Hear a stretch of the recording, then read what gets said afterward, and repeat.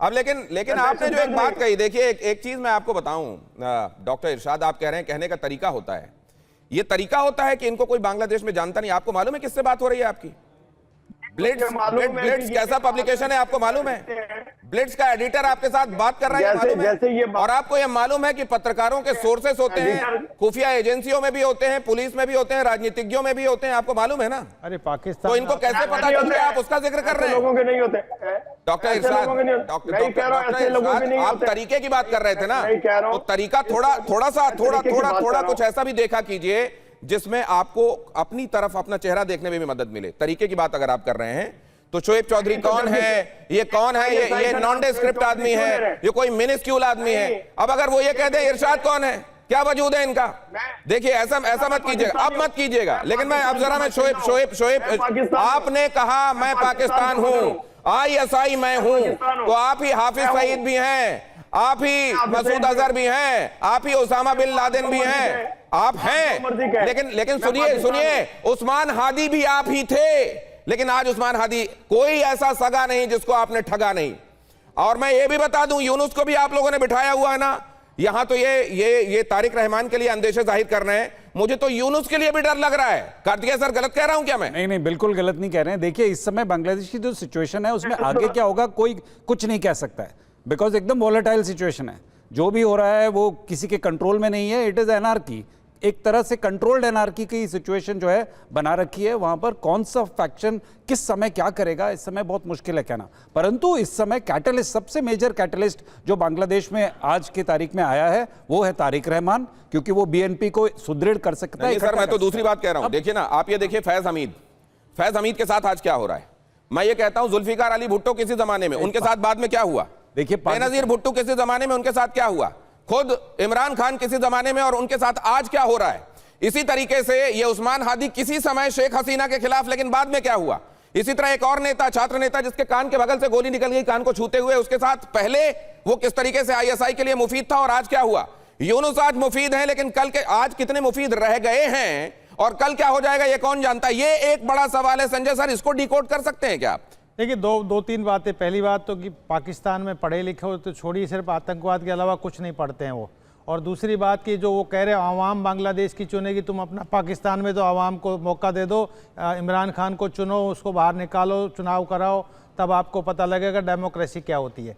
देखिए निश्चित रूप से बांग्लादेश में हालात बहुत चिंताजनक है, और वो चिंताजनक ना केवल, देखिए इंडिकेशन सही है कि तारिक की जान को खतरा है। तारिक को लोग बहुत सारा सोशल मीडिया पे चल भी रहा था कि नहीं आना चाहिए, क्योंकि वहाँ पर जिस तरीके का ये कट्टरपंथ पनप गया है, 1-1.5 साल में इनको पूरा जो एक सिंडिकेट ने और एक एस्टेब्लिशमेंट ने एक बहुत स्ट्रॉन्ग सपोर्ट और प्रोटेक्शन दे दिया इस कट्टरवाद को, तो ये बहुत बड़ा लिबरल डेमोक्रेटिक फोर्सेज को खतरा है। लेकिन यहाँ पे तारिक क्या गेम कर रहे हैं? देखो तारिक भी कोशिश कर रहे हैं कि जो 71 का जो एक विचार है उसको बेसिकली उसको का कस्टोडियन अपने आप को प्रोजेक्ट। तो जमात क्या करेगा?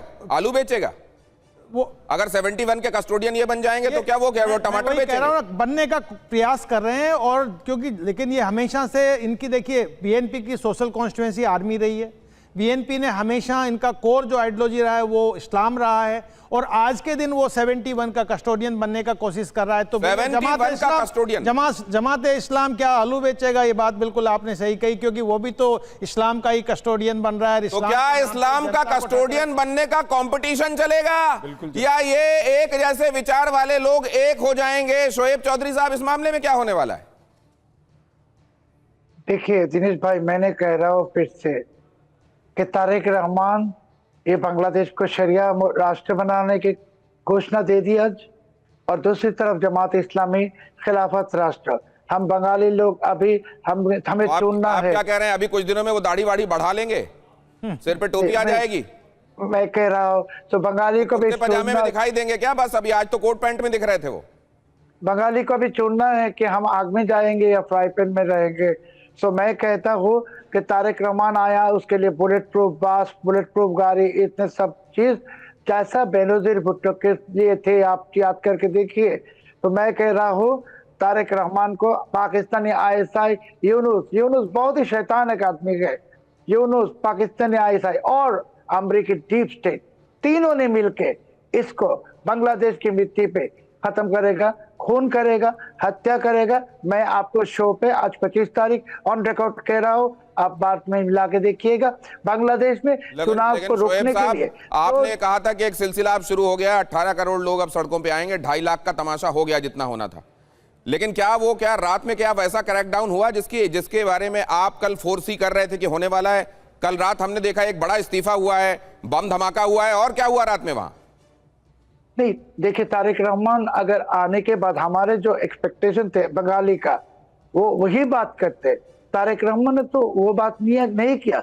वो कह रहे बांग्लादेश को इस्लाम के रसूल के रास्ते पे चलाएंगे। ये बंगाली चाहती नहीं, बंगाली सेकुलर है, तो उन्होंने हमारे दिल तोड़ दिया। बंगाली हमारे को तो एक समय तो बांग्लादेश का चरित्र सेकुलर ही रखा गया था, लेकिन फिर उसको बदलना नहीं, उसके मैं कॉन्स्टिट्यूशनली मैं कह रहा हूं फिर, लेकिन उसको बदलना पड़ा था ना। फिर उसको बांग्लादेश को एक समय बदलना पड़ा। तो आज कॉन्स्टिट्यूशनली उसको कैसा माना जाए? सेकुलर माना जाए, नहीं माना जाए? कॉन्स्टिट्यूशन को चेंज किया था मिलिट्री डिक्टेटर्स ने, हुसैन मोहम्मद एरशाद ने और तारिक रहमान के पिता ने, मगर बंगाली जात सेकुलर है। दूसरी बात तो ये आप जो कह रहे हैं शोएब चौधरी साहब, इसको आगे बढ़ाएंगे। आप ये कह रहे हैं कि कॉन्स्टिट्यूशन के पन्नों में कुछ हर्फ बदलकर इसको सेकुलर के बजाय इस्लामिक करने का जरूर प्रयास किया गया, लेकिन असल में दिल से वहां का बंगाली सेकुलर है। TV9 से बांग्लादेश के ब्लिट्स के एडिटर ने यह भी कहा कि तारिक रहमान के लिए आने वाले दिनों में उनकी जान को एक बड़ा खतरा वो देख रहे हैं। यहां जिस तरह की कॉन्स्पिरेसीज चल रही हैं, तारिक रहमान को आगे बहुत टिकने नहीं दिया जाएगा, क्योंकि एक तरीके से जमात की आइडियोलॉजी के लिए कॉम्पिटिटर के तौर पर उनकी एंट्री हुई है, और जमात इतनी पूरी खीर पका लेने के बाद यह चाहेगा नहीं कि उसकी हांडी फूट जाए। एक बड़ी खबर आ रही है, जरा देखिए। बांग्लादेश, एक और हिंदू युवक की हत्या हुई है। दीपू चंद्र दास के बाद एक और हिंदू युवक की हत्या, एक हफ्ते के भीतर यह दूसरी बड़ी हत्या। बांग्लादेश में एक और हिंदू युवक की हत्या। पूरे देश में अमृत मंडल नाम है इस बार युवक का। वहां नाम बदल रहे हैं, चेहरे बदल रहे हैं, लेकिन जो दिखाई दे रहा है वो ये दिखाई दे रहा है कि हिंदुओं को, अल्पसंख्यकों को निशाना बनाया जा रहा है। इस बार अमृत मंडल को निशाना बनाया गया है। अमृत मंडल, एक और शख्स की हत्या।